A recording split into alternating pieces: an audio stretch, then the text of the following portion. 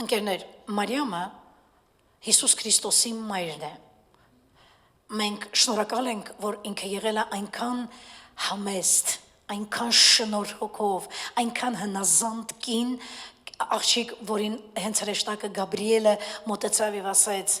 շնորհ ես գտելով կին կանանց մեջ, շնորհ ես գտա, այսինքն բոլոր կանանց մեջ դու ես Աստծո առաջ շնորհ գտե։ Մարիամն եղել է հեզ, եղել է խոնար, եղել է խիստ բարոյական անձնավորություն եւ Աստված որոշեց իր որդուն վստահել Մարիամին եւ նաեւ Հովսեփին Մարիամի նշանածին որպես Հիսուսի հայր։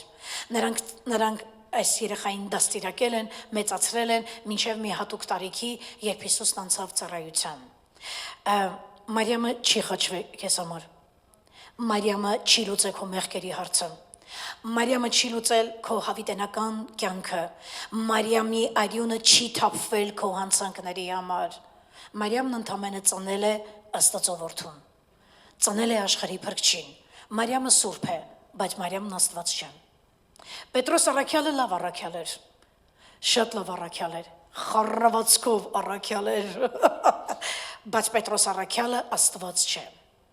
Եթե ես երբևիցե լինեմ Վատիկանում, ես ոչ կխոնարհվեմ Մարիամի առաջ, ոչ կխոնարհվեմ Պետրոսի առաջ, կամ ոչ էլ որևէ սուրբերի առաջ։ Ինձ Աստվածաշունչը սովորեցրել է խոնարհվել միայն քո Տեր Աստծո առաջ։